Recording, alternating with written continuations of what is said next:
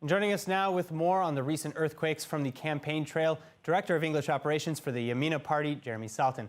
Jeremy, thanks for being with us again. Now, starting with your Yamina Party, according to the polls coming out on Channel 12 last night, it seems like you're stuck more or less in the same spot, and that Naftali Bennett, your chairman, is still far from the dream of prime minister. Do you think that's going to change?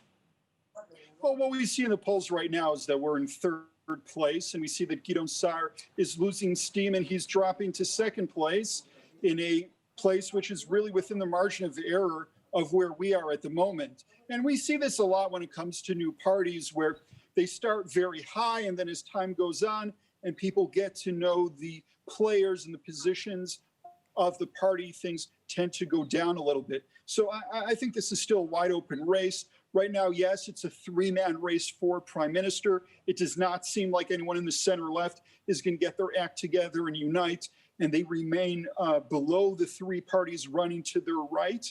And I expect that we will be able to pick up once we get to the submission of the party lists and we go ahead and we explain what slate we're running for this election. Well, in addition to the polls I just mentioned, Channel 12 was also optioning what would happen if Gideon Saar's New Hope Party and Bennett's Yamina Party, your Yamina Party, actually joined together. Do you see this as a possible scenario?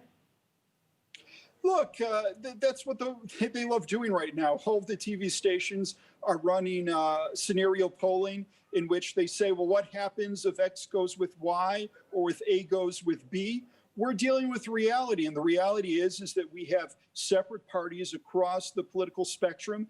If before the last election we saw a situation of parties getting together and merging ahead of the election, and of course the historic time where only 8 lists entered the current Knesset. So now we have a situation where we're probably going to go in the other direction in terms of historic proportions, where we just have practically at this point 24 different parties running for Knesset, which are considered to be within about 1% of polling, which is something that we've never been in before. So I don't think we're going to see really any more mergers, at least not throughout January. The submission of the list deadline is February 4th. It's possible we'll see a few of those things happening in the last days, but more likely we might see even more splits before we even see any mergers.